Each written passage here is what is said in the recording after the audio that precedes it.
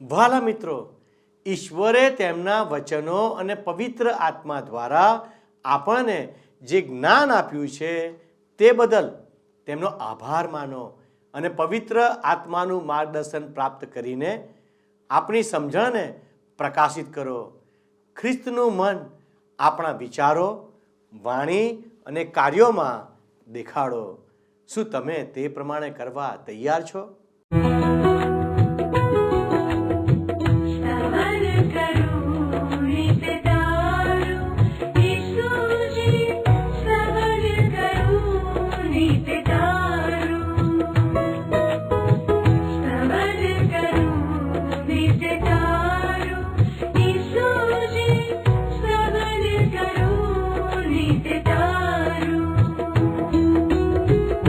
आज सवारे साध सुनी तू महिमा करूं प्रभु तारो,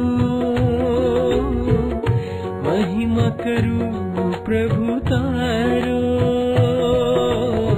स्तवन करूं नित्य तारो.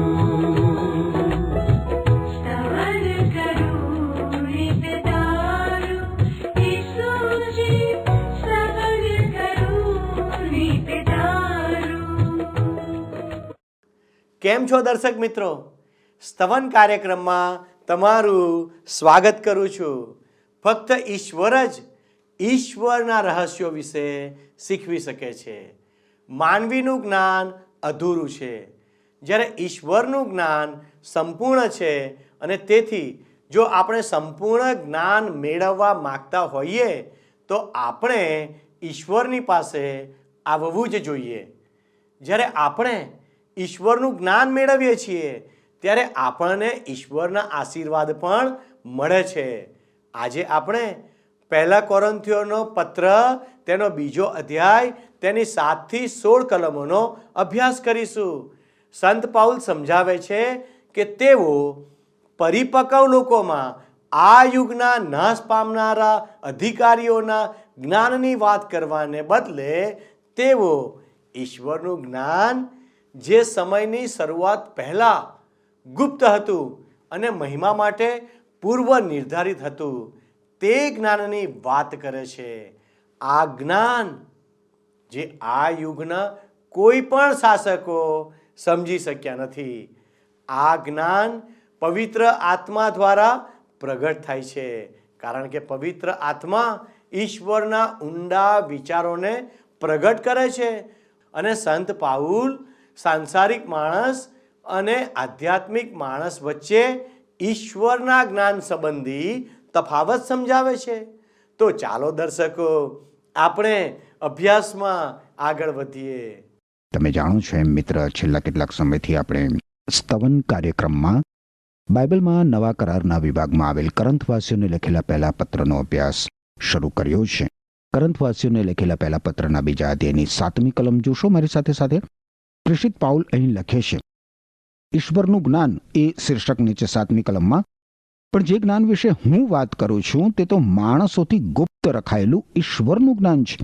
તે જ્ઞાન તો સૃષ્ટિના સૃજન અગાઉ ઈશ્વરે આપણને મહિમાવંત કરવા માટે પસંદ કર્યું છે.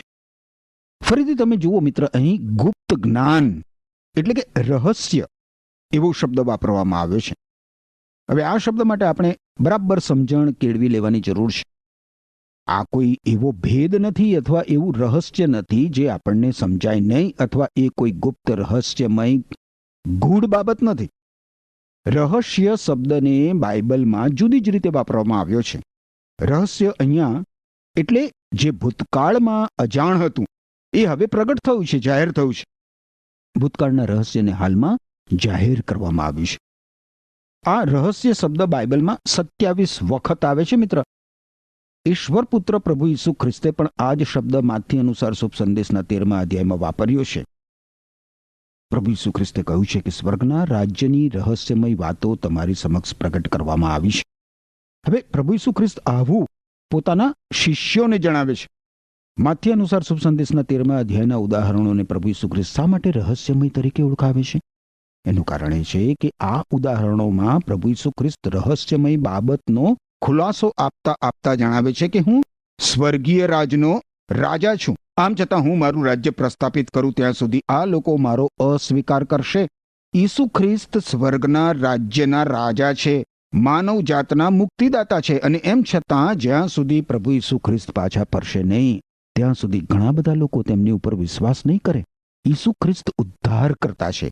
એ હકીકત મિત્ર ઈસુ ખ્રિસ્ત પર વિશ્વાસ કરવાનો ઇનકાર કરનાર વ્યક્તિ માટે આજે પણ ગુપ્ત છે, એક રહસ્યમય બાબત છે. માથ્ય અનુસાર શુભ સંદેશના 13મા અધ્યાયની 11 અને 13 કલમોમાં પ્રભુ ઈસુ ખ્રિસ્ત શું કહે છે જુઓ. ઈશ્વરના રાજમાં રહસ્યમય સત્યોનું જ્ઞાન લોકોને નહીં પણ તમને આપવામાં આવ્યું છે. હું તેઓની સાથે વાત કરતા ઉદાહરણો વાપરું છું. તેનું કારણ આ છે, તેઓ જુએ પણ તેમને દેખાય નહીં, તેઓ સાંભળે પણ તેમને સંભળાય નહીં કે સમજાય નહીં. ઈસુ ખ્રિસ્ત ઈશ્વરનું સંપૂર્ણ અને આબેહૂબ પ્રકટીકરણ છે મિત્ર. આજથી 2000 વર્ષ પૂર્વે આ પ્રકટીકરણ વ્યક્તિ તરીકે પ્રગટ થયું છે, અને એમ છતાં ઘણા બધા લોકો માટે એ એક રહસ્ય છે. ઈશ્વરે હવે આપણાથી કશું જ ગુપ્ત નથી રાખ્યું મિત્ર, પરંતુ આપણો અવિશ્વાસ આપણને ઈશ્વરના સત્યથી દૂર રાખે છે. 8મી કલમ જોશો હવે. આ યુગના કોઈ સત્તાધારીને આ જ્ઞાન વિશે ખબર નથી. જો તેઓ જાણતા હોત તો પછી તેઓ મહિમાવંત પ્રભુ ઈસુ ખ્રિસ્તને ક્રૂસ ઉપર જડત નહીં. દુનિયાના સત્તાધિકારીઓને ઈશ્વરના જ્ઞાનની ખબર નથી. 9મી કલમમાં લખ્યું છે, શાસ્ત્રમાં લખેલું છે, માનવીએ જે કદી જોયું નથી, જેના વિશે કદી સાંભળ્યું નથી અને જેના વિશે વિચાર સરખો પણ કર્યો નથી, તે બાબતો ઈશ્વરે તેમના પર પ્રેમ કરનારાઓ માટે તૈયાર કરી છે. પ્રેષિત પાઉલ અહીં જણાવે છે મિત્ર કે આપણા ચર્મચક્ષુ ઘણી બધી બાબતો જોઈ શકતા નથી અને આપણું મગજ એ સમજી શકતું નથી. જો કે આપણને મોટા ભાગનું જ્ઞાન અને માહિતી આપણી આંખો દ્વારા મળે છે. આપણે જોઈએ છીએ અને બાબતો વસ્તુઓ સમજીએ છીએ અને ઘણી બધી બાબતો કર્ણ દ્વારા પણ સમજીએ છીએ. અને એમ છતાં એવી ઘણી બધી બાબતો છે મિત્ર જે માનવીય જ્ઞાન વડે સમજી શકાતી નથી. હવે દાખલા તરીકે આપણે ઈશ્વરને શોધી શકતા નથી આપણી મેળે. એટલા માટે ઈશ્વરે સામે ચાલીને માનવજાત સમક્ષ પોતાને પ્રગટ કર્યા છે. દલીલો કરવાથી, તર્ક વિતર્કો કરવાથી, સંશોધન અને પ્રયોગો કરવાથી ઈશ્વર માણસને મળી શકે નહીં મિત્ર. ઈસુ ખ્રિસ્ત પર વિશ્વાસ કરવાથી ઈશ્વરના રહસ્યને સ્પષ્ટ રીતે જોઈ શકાય છે. 10મી કલમ જોશો. પણ ઈશ્વરે પોતાના પવિત્ર આત્મા દ્વારા આપણને રહસ્ય પ્રગટ કર્યું છે. પવિત્ર આત્મા ઈશ્વરના ગહન ઈરાદાઓ સુદ્ધા સર્વ બાબતો જાણે છે. ઈશ્વરે પોતાના પવિત્ર આત્મા દ્વારા આપણને રહસ્ય પ્રગટ કર્યું છે, જે આપણે આપણી ચર્મચક્ષુઓથી જોઈ શકતા નથી મિત્ર, અને કાનથી સાંભળી શકતા નથી. એવી અભેદ બાબતો ઈશ્વર પવિત્ર આત્મા આપણને સમજાવે છે. બાઇબલનો તમે ઐતિહાસિક પુસ્તક તરીકે, કાવ્યમય પુસ્તક તરીકે અને બીજી અનેક રીતે અભ્યાસ કરી શકો છો મિત્ર, અને એમ છતાં પવિત્ર આત્માની સહાય વગર તમે એમાં રહેલા મહાન સત્યોને સમજી શકો નહીં. કારણ કે એ મહાન સત્યો ઈશ્વરે પોતાના પવિત્ર આત્મા દ્વારા પ્રગટ કર્યા છે. બાઇબલમાં માનવીય જ્ઞાન, માનવીય બુદ્ધિ, માનવીય ચાતુર્ય અને માનવીય સમજણ ઈશ્વરના સત્યોને સમજી શકે નહીં. 11મી કલમમાં લખ્યું છે કે જેમ માણસનો આત્મા એના વિશે બધી બાબતો જાણે છે, તેમ ઈશ્વરનો આત્મા ઈશ્વર વિશે બધું જાણે છે. અહીં એક સરળ ઉદાહરણ દ્વારા ઈશ્વર પવિત્ર આત્માના સેવા કાર્ય વિશે પ્રકાશ પાડવામાં આવ્યો છે મિત્ર. પ્રત્યેક વ્યક્તિ પોતાના વિશે પૂરતું જાણે છે, ખરું કે નહીં?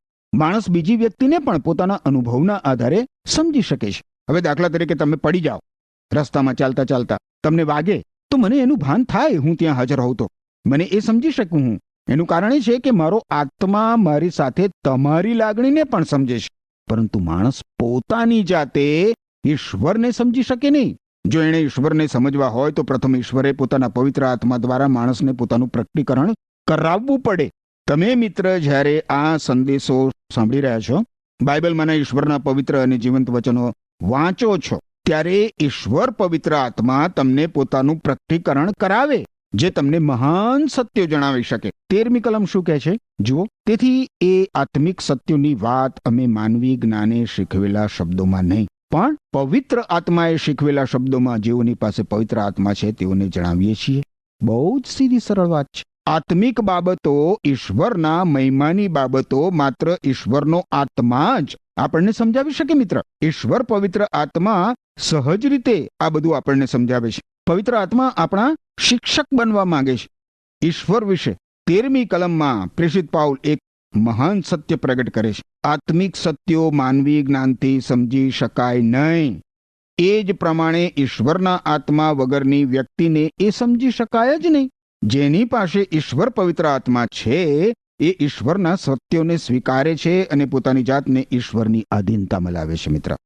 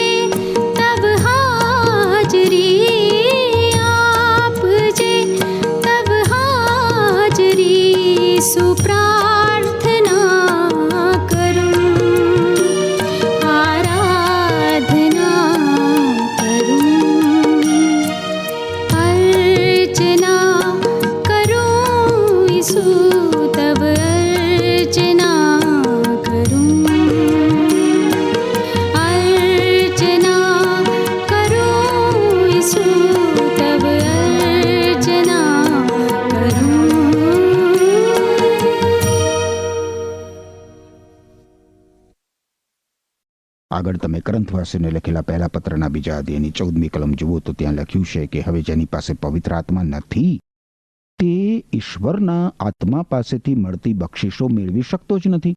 હકીકતમાં તો આ આત્મિક સત્યો તેને સમજાતા જ નથી, પણ તે તેને મૂર્ખતા રૂપ લાગે છે. જોયું તમે? સ્વભાવગત માણસ એટલે પવિત્ર આત્મા વગરની વ્યક્તિ, જેને ઐહિક માનવી તરીકે પણ ઉલ્લેખવામાં આવે છે, એ ઈશ્વરની બાબતો સ્વીકારી શકતું નથી, કારણ કે ઈશ્વરની વાતો એને મન મૂર્ખતારૂપ છે. જો તમે મિત્ર જીવંત પવિત્ર એકમાત્ર સત્ય સનાતન જીવંત અને પવિત્ર ઈશ્વર પ્રભુ ઈસુ ખ્રિસ્ત પર વિશ્વાસ મૂક્યો નથી, એમને તમારા અંગત ઉદ્ધારકર્તા તરીકે, તમારા વ્યક્તિગત મુક્તિદાતા તરીકે સ્વીકાર્ય નથી, તો તમને પણ મારી આ વાતો મૂર્ખતારૂપ લાગશે. ઐહિક માણસને પ્રભુ ઈસુ ખ્રિસ્તના ક્રૂસની વાત મૂર્ખતારૂપ લાગે છે.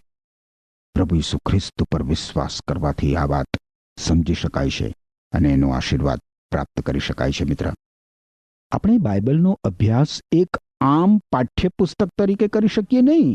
ઈશ્વરના આત્માના સમજાવ્યા વગર બાઇબલ સમજી શકાય જ નહીં.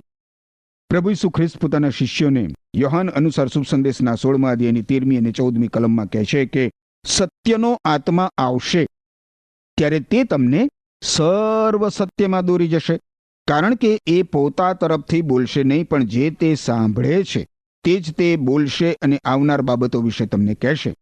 તે મને મહિમાવાન કરશે. પ્રભુ ઈસુ ખ્રિસ્ત આ પ્રમાણે કહે છે, કારણ કે મારે જે કહેવાનું છે તે હું તેને કહીશ અને તે તમને કહેશે. હવે જો ઈશ્વર પવિત્ર આત્મા તમને બાઇબલમાંના ઈશ્વરના પવિત્ર વચનો સમજાવે નહીં, તો એ તમે ના સમજી શકો મિત્ર, ના સમજી શકો.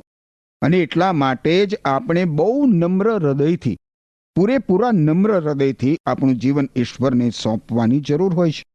પ્રભુ ઈસુ ખ્રિસ્ત પર વિશ્વાસ કરવાથી આપણે ઈશ્વરના સંતાનો બની શકીએ છીએ. મિત્ર, આગળ હવે આપણે 15મી અને 16મી કલમ જોઈએ તો ત્યાં લખ્યું છે કે કારણ તેઓનું મૂલ્ય આત્મિક રીતે અંકાય છે.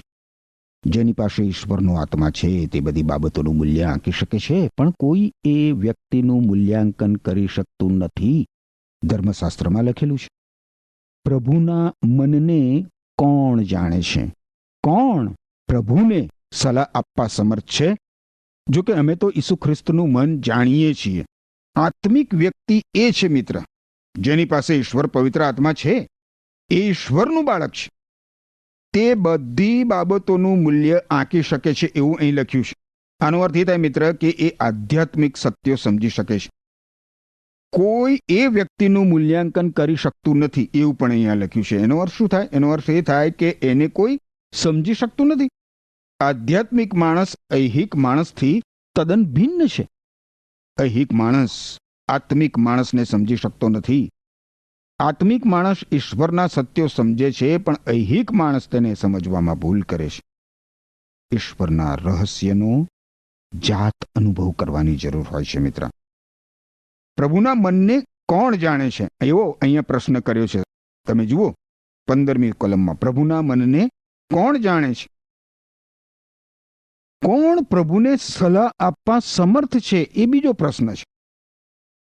આ બંને પ્રશ્નો ઉપર તમે વિચાર કરો મિત્ર, તો તમને નથી લાગતું કે સાચે જ ઈશ્વરને કોણ સલાહ સૂચનો આપી શકે? ઈશ્વરના મનને કોણ સમજી શકે? આપણે મિત્ર ઈશ્વરને કંઈ કહી શકીએ એમ નથી, પરંતુ ઈશ્વર આપણી સમક્ષ ઘણી બધી બાબતો પ્રગટ કરી શકે એમ છે. જો કે જ્યાં સુધી આપણે પ્રભુ ઈસુ ખ્રિસ્ત જેવું મન ધરાવતા નથી, ત્યાં સુધી પવિત્ર આત્મા આપણને આત્મિક બાબતો પ્રગટ કરી શકતા નથી. જો તમે મિત્ર પ્રભુ ઈસુ ખ્રિસ્તને શરણે આવ્યા નથી, જો તમે પ્રભુ ઈસુ ખ્રિસ્ત પર વિશ્વાસ કરતા નથી, જો તમે પ્રભુ ઈસુ ખ્રિસ્ત સાથે જોડાયા નથી, જો તમે પ્રભુ ઈસુ ખ્રિસ્તની મારફતે તમારા દુષ્કર્મોના બંધનોમાંથી, તમારા પાપોની શિક્ષામાંથી ઉદ્ધાર પામ્યા નથી, તો તમને નથી લાગતું કે પ્રભુ ઈસુ ખ્રિસ્તના ક્રૂસની વાત, ઈસુ ખ્રિસ્તના બલિદાનની વાત મૂર્ખતારૂપ છે? તમને નથી લાગતું કે ક્રૂસ પર મૃત્યુ પામનાર હારી ગયેલી વ્યક્તિ છે? લોકોએ તો એ વ્યક્તિ એટલે કે પ્રભુ ઈસુ ખ્રિસ્તને ક્રૂસ ઉપર જડીને મારી નાખ્યા. તો શું એ હારી ગયા? અરે, પુણ્ય કર્મો દ્વારા ઉદ્ધારના માર્ગ કરતા ક્રૂસના બલિદાન દ્વારા ઉદ્ધારનો માર્ગ તમને મૂર્ખતારૂપ નથી લાગતો? પ્રભુ ઈસુ ખ્રિસ્તના ક્રૂસ પરના બલિદાન દ્વારા મુક્તિનો માર્ગ ભરોસો કે વિશ્વાસ કરવા જેવી બાબત નથી એમ તમને નથી લાગતું? તટસ્થ રહીને ઉત્તર આપજો મિત્ર. અને એમ છતાં ઈશ્વર શું કહે છે સાંભળો. ઈશ્વર કહે છે કે માનવીના ઉદ્ધાર માટે, એના દુષ્કર્મોના બંધનોમાંથી, એના પાપોની શિક્ષામાંથી મુક્તિ માટે એમની પદ્ધતિ, ઈશ્વરની પદ્ધતિ, ઈશ્વરનો ઉપાય એમના દીકરા પ્રભુ ઈસુ ખ્રિસ્તને આપણે માટે મૃત્યુ પામવા અર્પી દેવા અને આપણે પ્રભુ ઈસુ ખ્રિસ્ત પર વિશ્વાસ કરવો એ છે. જો તમે ઉદ્ધાર પામ્યા નથી મિત્ર, તમે મુક્તિ મેળવી નથી અને તમે પ્રામાણિક હશો તો કબૂલ કરશો કે પ્રભુ ઈસુ ખ્રિસ્તના બલિદાન દ્વારા મુક્તિની વાત તમને મૂર્ખતા રૂપ લાગે છે. એક હાસ્ય કલાકાર એ ઠેર ઠેર હાસ્ય કલાના કાર્યક્રમો યોજે છે. એ સ્તવન કાર્યક્રમ સાંભળે છે અને તે માને છે કે હું મહામૂર્ખ છું. હકીકતમાં તે એમ માને છે કે હું તેના કરતા વધારે હાસ્યાસ્પદ વાતો કરું છું. જો કે એને એવું લાગે એ સ્વાભાવિક છે, કારણ કે એ નૈસર્ગિક માણસ છે, પ્રાકૃતિક માણસ છે અને તેને આત્મિક બાબતો સમજાય એમ નથી. કોરિન્થવાસીઓને પ્રથમ પત્રના 2 અધ્યાયને પવિત્ર આત્માની સ્પષ્ટતા માનવીય બુદ્ધિની ભૂલો સુધારે છે એવું શીર્ષક આપી શકાય મિત્ર. પ્રેષિત પાઉલે 2 પ્રકારના માનવીની રજૂઆત કરી છે: નૈસર્ગિક કે સ્વભાવગત અથવા તો પ્રાકૃતિક માણસ અને આત્મિક માણસ, દૈહિક માણસ અને આત્મિક માણસ, ઐહિક માણસ અને આધ્યાત્મિક માણસ. સ્વભાવગત અથવા પ્રાકૃતિક મનુષ્ય એ તો આદમનું સંતાન છે મિત્ર, જેનો જન્મ આ દુનિયામાં પાપી સ્વભાવ લઈને થયો છે. એનામાં ભૂંડું કરવાની, દુષ્ટ આચરવાની વૃત્તિ છે. હકીકતમાં તો સ્વભાવગત માણસ એ જ કરે છે. આપણે મિત્ર જ્યારે સારું કરીએ છીએ ત્યારે પણ મિશ્ર હેતુઓથી સારું કરીએ છીએ, ખરું કે નહીં? ખરું કે નહીં? અને એટલે જ મિત્ર આપણે ઈસુ ખ્રિસ્તને શરણે આવીએ, વિશ્વાસી બનીએ, ત્યારે હંમેશા આપણે આપણા હૃદયો તપાસવા જોઈએ કે આપણે જે કરીએ છીએ તે મિશ્ર હેતુઓથી તો કરતા નથી ને. પ્રભુ ઈસુનું કામ કરતા હોઈએ તો પણ. પ્રેષિત પાઉલ કહે છે કે સ્વભાવગત માણસ ઈશ્વરના આત્માની વાતો સમજી શકતો નથી. એને તો બધું મૂર્ખતારૂપ લાગે છે. એક વખત મને એક નેતાના મંતવ્યો જાણવા મળ્યા હતા. એમના મંતવ્ય પ્રમાણે તો એ પૃથ્વી પર સ્વર્ગ ઉતારવાના હતા. આખી દુનિયાના બધા જ પ્રશ્નોના એમની પાસે સુખદ ઉકેલો હતા. અલબત્ત એમના ભરપૂર જ્ઞાન અને ડાપણનો લાભ વિરોધ પક્ષોને મળતો ન હતો. જો કે એમના મંતવ્યો જાણીને હું ભારે નાસીપાસ થઈ ગયો હતો. સૌ પ્રથમ તો હું જાણું છું કે જે દાવો એ કરે છે એ પ્રમાણે એ કરી શકે એમ નથી. અને બીજી બાબત એ છે કે એ સ્વભાવગત માણસ છે. એમની આત્મિક બાબતોની કશી એમને સમજણ જ નથી. સમસ્યાઓના આત્મિક ઉકેલમાં તેમને રસ નથી. એ તો આતંકવાદ, કાયદાની ગેરવ્યવસ્થા, ભ્રષ્ટાચાર, લાંચ રૂશ્વત, કૌભાંડો વગેરે વગેરે જેવા રાજકીય અને સામાજિક દૂષણોના પ્રશ્નો હલ કરી દેવાની વાત કરે છે, પરંતુ આત્મિક માર્ગે નહીં. હવે મેદાનમાં ઘાસ ચરતી બકરીથી વિશેષ તેઓ આત્મિક બાબતો વિશે કંઈ જાણતા નથી. કોઈ મહાન નેતાએ કહ્યું હતું કે સફળ નેતાનું ચિહ્ન એ છે કે તે આજથી 50 વર્ષ સુધી ઈશ્વર કયો માર્ગ લેશે, કઈ દિશામાં જશે એ જાણે છે. હવે હું જે નેતાની વાત કરું છું એમની તો એવી લાયકાત નહોતી. હકીકતમાં તો મિત્ર સ્વભાવગત પ્રાકૃતિક માનવી પાસેથી વધુ અપેક્ષા રાખી શકાય એમ છે જ નહીં. એ તો એમ જ કહેશે કે ભાઈ મારાથી જેટલું સારું થાય એટલું હું કરું છું, અને એનું એ વિધાન સાચું પણ છે. પણ બીજી બાજુ તમે જુઓ તો બીજા પ્રકારમાં આત્મિક માણસ આવે છે. પ્રેષિત પાઉલ કહે છે કે આત્મિક માણસ બધી જ બાબતોનું મૂલ્યાંકન કરી શકે છે. એની પાસે આત્મિક સૂઝ છે. એની આત્મિક સૂઝને લીધે દુનિયાને તેના વિશે ગેરસમજ ઊભી થાય, કારણ કે દુનિયાના સ્વભાવગત અથવા તો પ્રાકૃતિક માણસો એ જે કરે છે એ સમજી શકતા નથી. સ્વભાવગત માણસ અને આત્મિક માણસમાં એ જ તફાવત છે મિત્ર. આત્મિક માણસો બાઇબલમાંના ઈશ્વરના પવિત્ર વચનો સાથે જે સંબંધ ધરાવે છે એના કારણે આત્મિક છે, જ્યારે સ્વભાવગત માણસને ઈશ્વરના વચનો તો મૂર્ખતારૂપ લાગે છે. આત્મિક માણસ ઈશ્વરના વચનો સમજે છે અને એનું મહત્વ પણ સમજે છે. તમે મિત્ર સ્વભાવગત માણસ છો કે આત્મિક માણસ છો? કૃપા કરીને મારા પ્રશ્ન ઉપર વિચાર કરજો. ફરીથી મારો પ્રશ્ન હું તમારી સમક્ષ મૂકું છું. કૃપા કરીને ધ્યાનપૂર્વક એના ઉપર વિચાર કરજો. મારો પ્રશ્ન છે, તમે મિત્ર સ્વભાવગત માણસ છો કે આત્મિક માણસ છો? મારા પ્રશ્ન ઉપર વિચાર કરવા માટે ઈશ્વર તમને કૃપા આપો. આમેન. વહાલા દર્શકો, દેવના સેવક પાસેથી આપણે સમજી શક્યા કે સાંસારિક માણસ જે ઈશ્વરના આત્મા તરફથી આવતી બાબતોને સ્વીકારતો નથી અને તેને મૂર્ખ માને છે, અને આધ્યાત્મિક માણસ જે ખ્રિસ્તના મનથી બધી બાબતને સમજે છે. આમ સંત પાઉલ સાંસારિક માણસ અને આધ્યાત્મિક માણસ વચ્ચે તફાવત જણાવે છે. સંત પાઉલના જ્ઞાનની તુલના જગતના જ્ઞાન સાથે કરે છે અને ભાર મૂકે છે કે ઈશ્વરનું જ્ઞાન આત્મા દ્વારા પ્રગટ થયેલું રહસ્ય છે. જ્ઞાનના સ્ત્રોતનું મૂલ્યાંકન કરો. તમે જ્ઞાન ક્યાં શોધો છો તેના પર વિચાર કરો અને ખાતરી કરો કે તે દુનિયાવી ફિલસૂફી કરતા ઈશ્વરના સત્ય કે જ્ઞાન સાથે સુસંગત છે. વળી ઈશ્વરના જ્ઞાનને સમજવા માટે પવિત્ર આત્મા જરૂરી છે, કારણ કે તે બધી બાબતોને શોધે છે.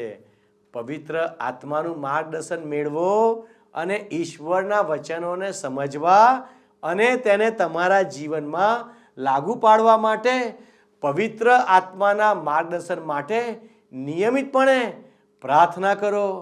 આધ્યાત્મિક સત્યોને સમજો, આધ્યાત્મિક સમજણનો વિકાસ કરો અને પ્રાર્થના, પવિત્ર શાસ્ત્રનું મનન અને અન્ય વિશ્વાસી સંગત જેવી તમારી આધ્યાત્મિક સમજણમાં વધારો કરતી પ્રથાઓમાં જોડાઓ.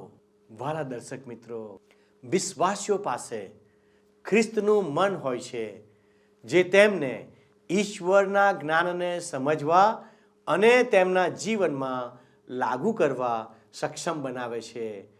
ખ્રિસ્ત જેવું મન અપનાવો. પ્રભુ ઈસુના ચરિત્ર અને ઉપદેશોને પ્રતિબિંબિત કરે તે રીતે વિચારવાનો અને કાર્ય કરવાનો પ્રયાસ કરો. આવો આપણે પ્રાર્થના કરીએ. વાલા પ્રભુજી, તમે અમને મદદ કરો કે અમે અમારું જીવન એવી રીતે જીવીએ કે અમે પ્રભુ ઈસુ ખ્રિસ્તે જે નમૂનો આપ્યો છે તે નમૂનો અમારા દૈનિક જીવન મારફતે અમે અન્ય લોકોને બતાવનાર બની જઈએ. પ્રભુ, જેવું પ્રભુ ઈસુ ખ્રિસ્તનું મન હતું તેવું મન રાખવાને અમને મદદ કરો. અમને નમ્રતા આપો. પવિત્ર દેવ, અમારી આ પ્રાર્થના ઈસુના નામમાં માગીએ છીએ. આમેન. વાલા દર્શક મિત્રો, જો ઈશ્વરે આપની સાથે વાત અને વ્યવહાર કર્યો છે તો અમારા પ્રતિનિધિ સાથે જરૂરથી સ્ક્રીન પર દર્શાવેલ નંબર ઉપર ફોન કરજો અને તેમની સાથે પ્રાર્થના કરી શકો છો. ઈશ્વર આપને આશીષ આપો. આમેન.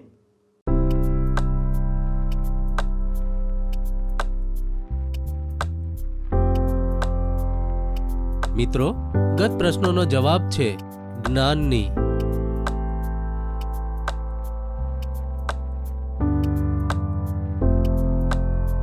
આજનો પ્રશ્ન છે, પવિત્ર આત્મા આપણા શું બનવા માંગે છે?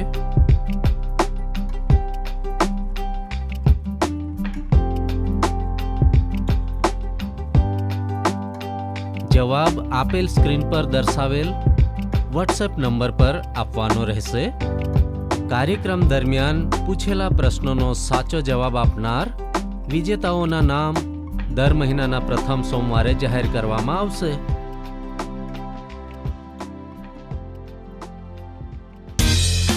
શું તમને આ કાર્યક્રમ ગમ્યો? અત્યારે જ અમને મિસ કોલ કરો.